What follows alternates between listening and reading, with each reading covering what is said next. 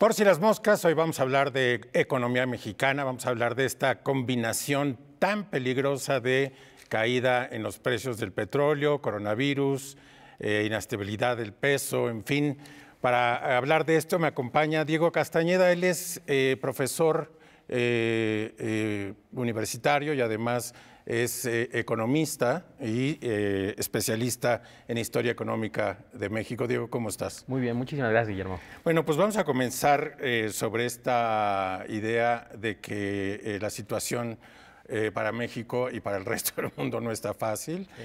En México en particular se combinan caída de precios del petróleo, bolsas inestables, peso que ya mostró cierta inestabilidad y obviamente un imponderable en la economía mundial que es el coronavirus.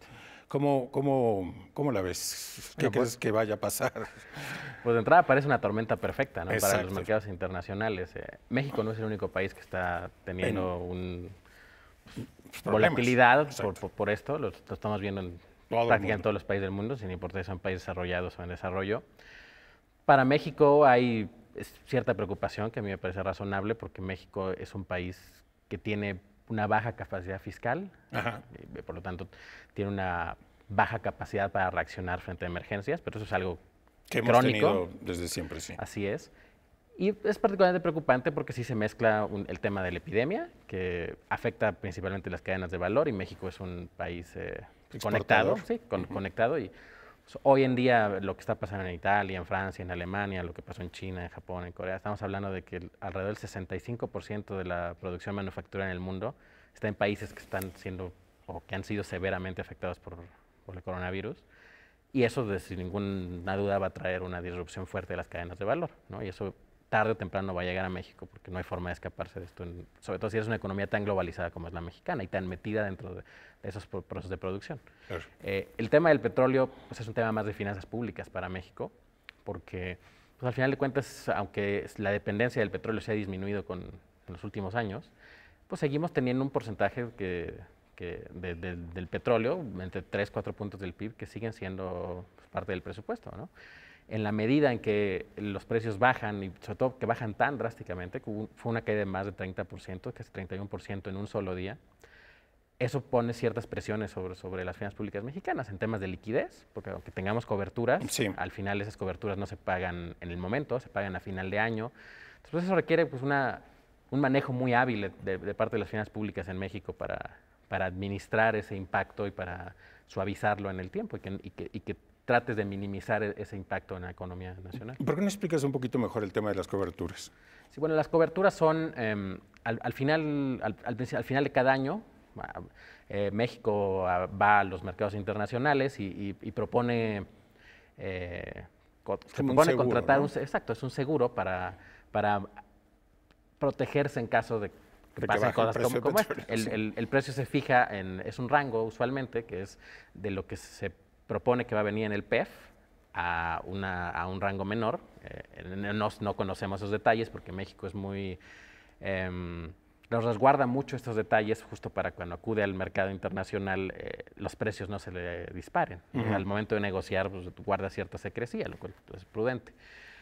Al final de cuentas esos seguros, digamos, se activan en el momento en que el precio del petróleo al final del año fue menos de lo que anticipabas que fuera, ¿no? Y te lo pagan.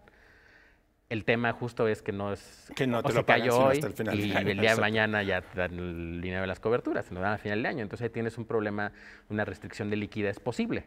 Ahora, el gobierno mexicano, la Secretaría de Hacienda, ha estado tomando medidas en los mercados justo para minimizar este efecto. Lo ha estado haciendo... ha estado moviendo su compra de bonos, los ha estado cambiando de plazos, ha estado tomando ciertas medidas para justo aprovechar digamos, la coyuntura para protegerse, en la medida en que eso es posible. Ahora, la parte que es importante, a mí me parece, de esto es que al final de cuentas es muy probable que vamos a enfrentar una desaceleración muy profunda en la economía del mundo. La OSD a principios de marzo sacó un par de documentos muy interesantes, uno de ellos de uno de sus investigadores, Lawrence Boone, en el que estimaban que suponiendo que el efecto del coronavirus y todo esto fuera muy transitorio, estamos pensando que para mediados de año nos empezamos a recuperar. Aún así, la economía del mundo estaría creciendo medio punto porcentual por debajo de lo que se esperaba. Claro, es decir, si China se para, que es como el 5% del PIB mundial. 20%. Wow. Sí. Bueno, peor entonces. Era 5 hace unos 15 años, más o menos. Si China se para, pues entonces... Claro, las cadenas de valor se van a parar. Al resto del mundo, sí. Y el tema ahí suele ser que no solo, ese escenario, digamos, es muy optimista, es el escenario donde todos los trabajos de contención en el mundo funcionan muy bien. Pero ya vimos que en Europa, por ejemplo, en Italia, en Francia, en España, pues ya no están saliendo las cosas como esperaríamos que salieran en el guión, ya se salieron de control. Y pues estamos viendo que Italia probablemente entre en recesión, que Francia probablemente entre en recesión. Lo que estábamos viendo en Estados Unidos, que ha pasado en los últimos días, que hay un concepto que es la curva de rendimiento, que es el valor que tienen los bonos del tesoro en el tiempo, a 10 años, 20 años, 30 años, etcétera. En todos los periodos cayó el valor por debajo del 1%. Cuando eso ha pasado en la historia, normalmente significa que las posibilidades de que haya una recesión en el horizonte son elevadas. Entonces, en la medida en que esto estamos viendo que no va a ser una crisis que va a durar un par de meses más, probablemente el efecto económico sea más grande, ¿no? En ese escenario, por ejemplo, la OECD estima que se perdería no medio punto, sino 1.5 puntos porcentuales, que el crecimiento del mundo sería alrededor de 1.5, 1.4. Y para países de Estados Unidos, pues que podrían entrar en recesión a lo mejor a finales de este año o a principios del otro, etcétera. Y eso también pues, va a golpear la economía mexicana más allá de lo que el gobierno puede hacer. Claro. Entonces, por eso es muy importante que sí se tomen medidas anticipadas en eso y que se pueda tratar de estimular la economía lo más posible para aminorar el choque. Ahorita hablamos de planes de mitigación, pero antes te quería preguntar sobre la estabilidad del peso, que es un punto muy importante para este gobierno. ¿Qué se espera? Bueno, es normal que para que un país como México, que tiene cierta dependencia de los precios de las materias primas, de un commodity, en este caso el petróleo, su moneda se deprecie cuando el precio baja. Eso pasa en Chile con el cobre, pasa en Noruega con el petróleo también, o sea, en todos los países que tienen cierta dependencia de materias primas, cuando el precio de esas materias primas cae, su moneda se deprecia. ¿Por qué? Porque al final de cuentas esas son divisas internacionales que están entrando. Entonces, al entrar menos divisas, pues el tipo de cambio se distorsiona muy fuerte. Entonces eso era previsible que pasara. No necesariamente es malo. ¿Por qué? Porque al final nosotros tenemos un tipo de cambio flexible. Entonces al final de cuentas esto se ajusta y el choque no es tan fuerte. En lo que sí puede ser un problema es si esto se alarga mucho tiempo, porque al final de cuentas pues México es un país importador neto de energéticos, por ejemplo, el tema del petróleo, las gasolinas, etcétera. Al final, aunque el precio baje, si tu tipo de cambio es más alto, pues como quiera vas a pagar más, etcétera. Sí. Entonces, todo ese tipo de variables sí las tiene que tener muy en cuenta la Secretaría de Hacienda y me imagino que así lo hace. Pero no son cosas inesperadas, o sea, no estamos viendo un suceso que sorprendiera a nadie, ¿no? Lo que sorprendió fue la magnitud, en todo caso, de cuando cayeron los precios del petróleo por la guerra de precios que traen entre Rusia y la OPEP, pero el efecto en el tipo de cambio y el efecto que hemos visto en bolsas y todo es más o menos algo que se esperaba, ¿no? La magnitud es quizás lo que sí nos sorprende. Muy bien, vamos a una pausa y regresamos contigo, Diego. Muchas gracias.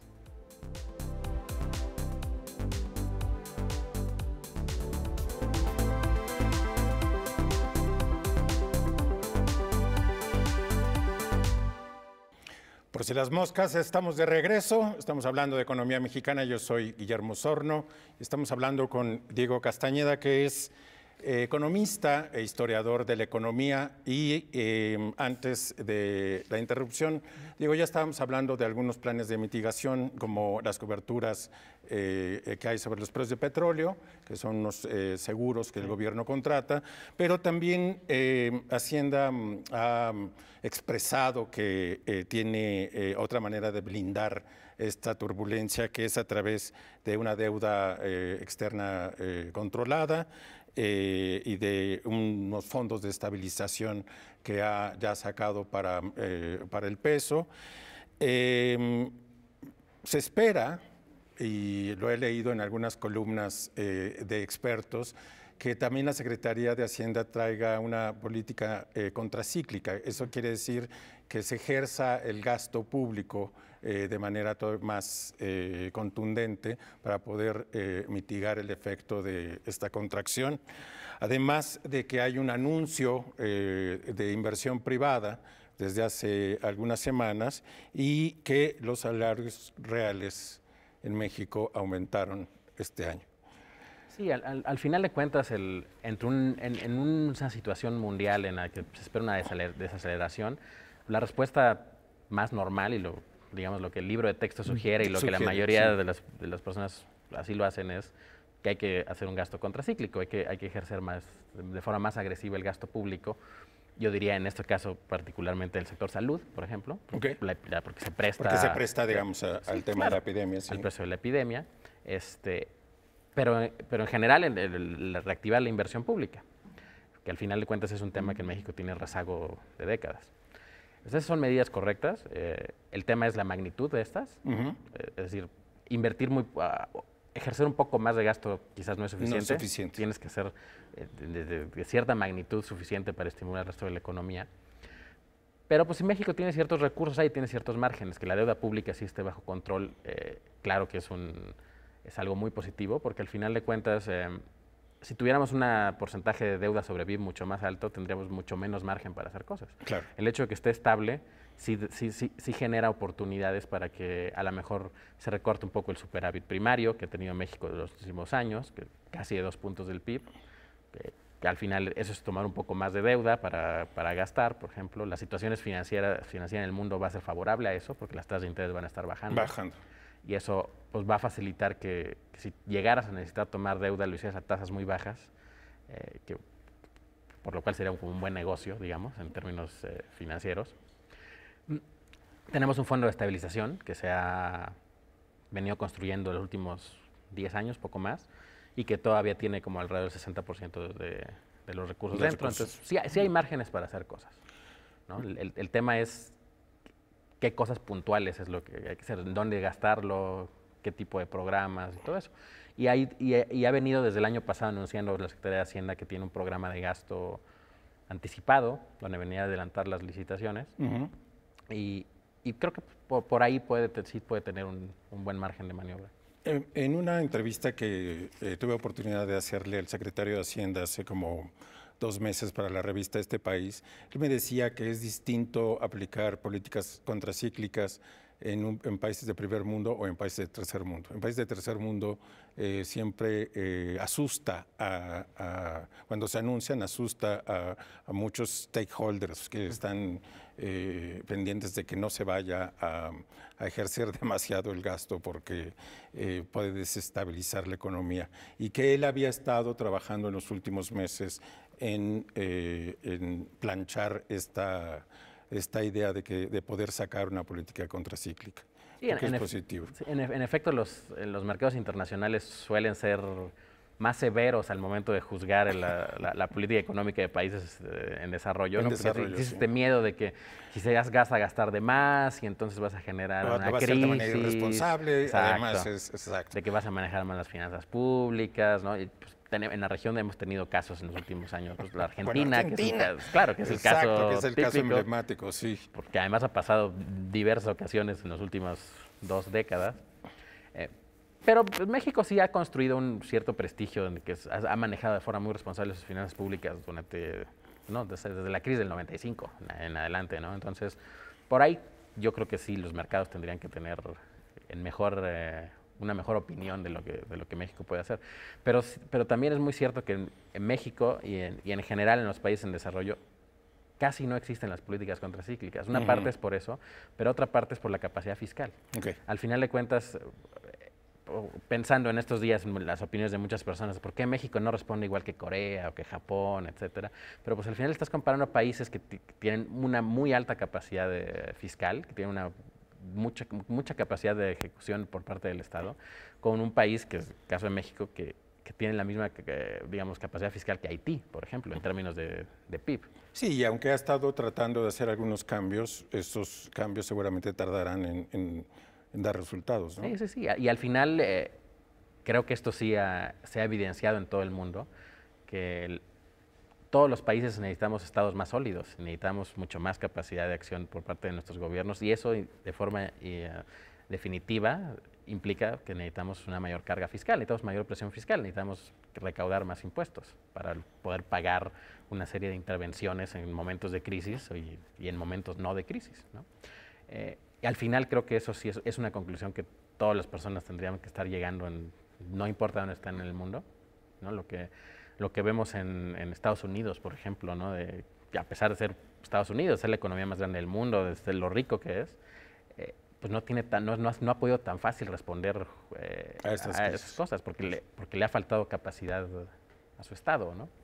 En Europa lo que hemos visto, que al final el peligro de que justo entren en recesión economías como Italia, como Francia, es que al final nunca se terminaron de recuperar al 100% de la crisis de 2009, porque durante mucho tiempo tuvieron políticas de austeridad muy fuertes que no permitieron que las economías regresaran, digamos, a su funcionamiento tope de antes de esa crisis. Y todo eso parte por este binomio entre lo que recaudo y cómo lo gasto, ¿no? Y al final, pues México tampoco escapa a esas dinámicas, ¿no? México, al final de esto, pues, va a requerir replantear un poco cómo va a ser para tener más recursos para poder hacer frente a situaciones como esta, que no es la primera vez que va a pasar ni la última. En un mundo tan globalizado con estas cosas, es muy probable que tengas pandemias en el futuro, es muy probable que vas a tener que volver a recurrir a incentivar la economía, etcétera. Entonces, yo creo que esa es una lección que se tiene que estar aprendiendo aquí en todo el mundo. Va a cambiar un poco el tópico y es el tema de la inversión extranjera. México detuvo la atracción de inversión extranjera a partir del asunto del cambio del aeropuerto, pero hace poco leía en una nota de Reuters, me parece, que representantes de la Unión Europea, Estados Unidos y Canadá se habían venido a reunir con el presidente para también advertirle que la política petrolera estaba quitando incentivos para la inversión, porque perciben a un presidente que no cumple con los acuerdos que se hicieron en el pasado, en este caso con los acuerdos de la reforma petrolera, y es un cúmulo de señales que da el gobierno de México con respecto a este punto. Es cierto que la inversión extranjera con esta crisis está saliendo de otros países. En México no está saliendo mucho porque no había. Pero ¿en qué factor desempeña el tema de la inversión extranjera en esta combinación, esta licuadora? El año pasado la inversión extranjera directa en México no decreció. De hecho, no creció mucho. Podríamos decir casi que estuvo constante, pero tuvo un crecimiento pequeñito. Al final lo que importa no es tanto la magnitud de las inversiones, sino qué está pasando con ellas, ¿no? Si son inversiones que realmente se están transformando en temas productivos o hay inversiones que son mera compras de acciones. Por ejemplo, hay un año que creo que ese fue el año récord para México en temas de inversión extranjera directa, que fue la venta de cervecería Modelo, si no me equivoco. Pero en términos de inversión extranjera parece que aumentó, pero en realidad no cambió nada la capacidad productiva del país, solo fue que se vendieron la empresa por fuera, ¿no? Entonces yo tendría un poco de cuidado al momento de juzgar la influencia que tiene la inversión extranjera en México, ¿no? Pero lo que sí es cierto es que, sobre todo en el sector energético, sí hay preocupaciones porque al final el rol que se le quiere dar hoy a Pemex, a la Comisión Federal de Electricidad, etcétera, es distinto a lo que venía ocurriendo durante el último sexenio. Y sí las empresas internacionales estaban operando bajo un esquema distinto. Ahora que se ha cambiado, no sé si drásticamente, pero sí significativamente. Por lo menos hay un mensaje distinto. La política energética, pues, creo que es normal que tengan sus preocupaciones y al final están tratando de defender lo que ellos perciben como un negocio que era de ellos. Que era de ellos, ¿no? Claro. Entonces, al final ahí hay un tema de economía política entre el gobierno y las empresas están peleando por cierto negocio, ¿no? Lo cual no necesariamente es malo, ¿no? Al final de cuentas, siempre que al final queden todos satisfechos con cómo son las reglas, lo que se decida, si se decida por un lado o por el otro, pero que se mande un mensaje de certidumbre en eso y hacia el futuro, yo creo que eso no va a afectar. Muy bien. Porque va a haber claridad. Muy bien. Diego, vámonos a una pausa y regresamos, perdón. Cuidado.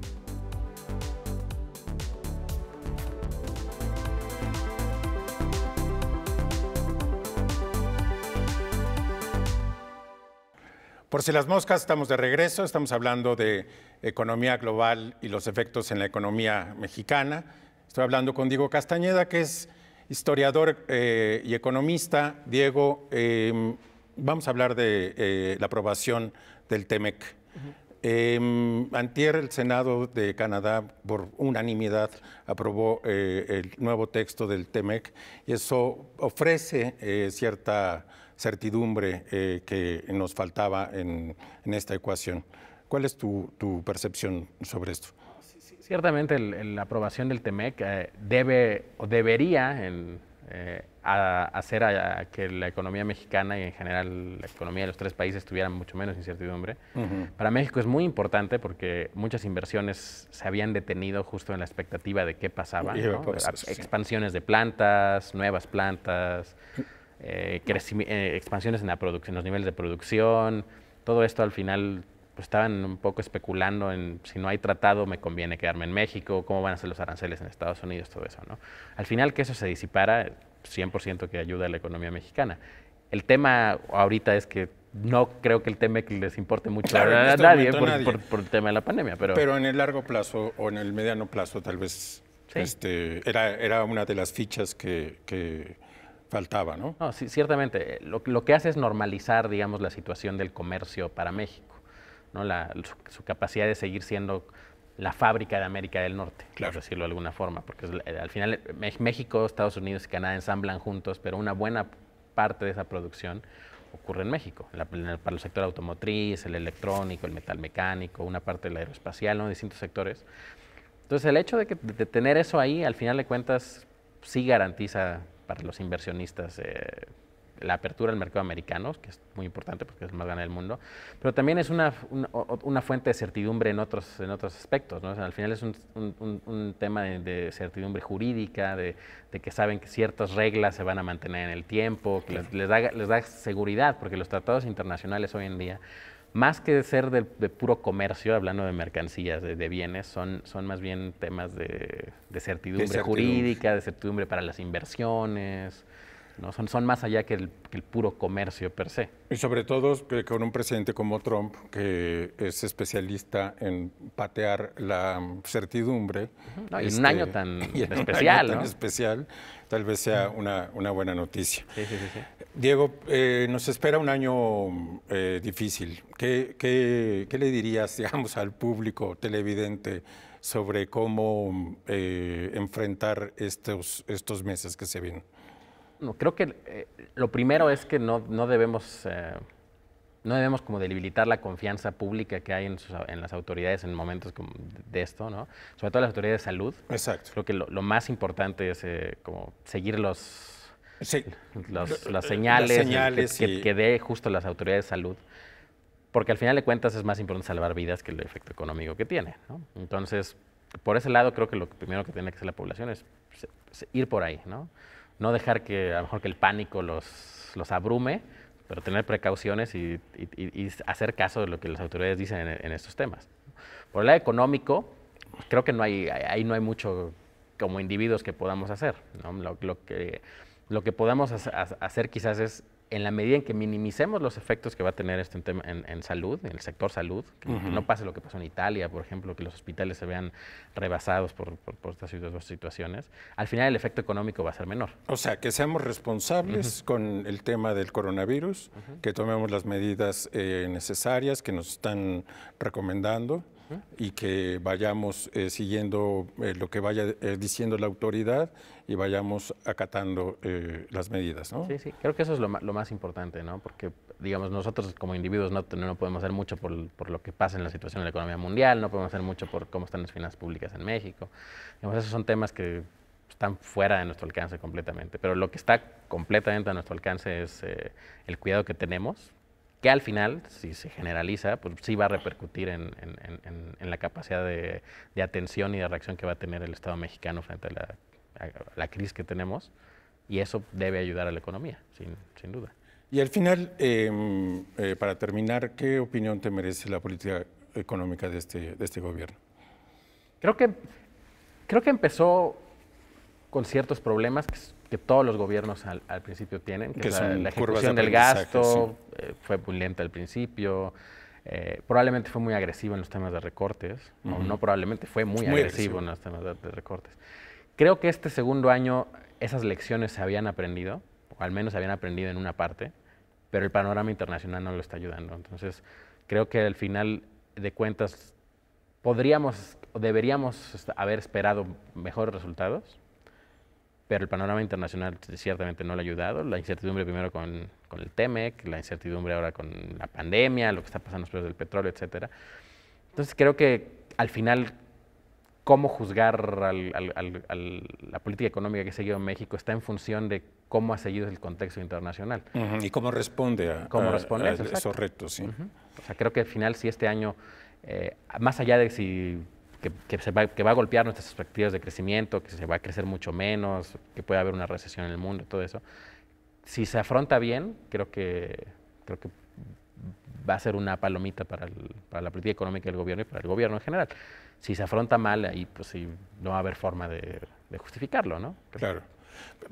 Herrera dijo en la convención de banqueros en Acapulco que en realidad él que Salud era quien determinaba la línea y Hacienda estaba un poco en este momento detrás. Eso a mí me parece que es muy prudente, porque justo al final de cuentas lo más importante es la vida de las personas, ¿no?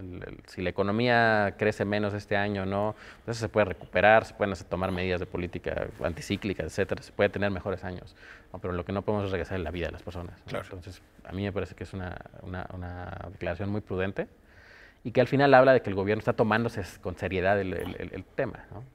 Lo que yo espero es que todos también en lo individual nos lo tomemos con seriedad y sí sigamos esas indicaciones también. Pues muy bien, Diego, nos llevamos este mensaje. Te agradezco muchísimo tu presencia en Por Si las Moscas. No, gracias por invitarme. Muchas gracias.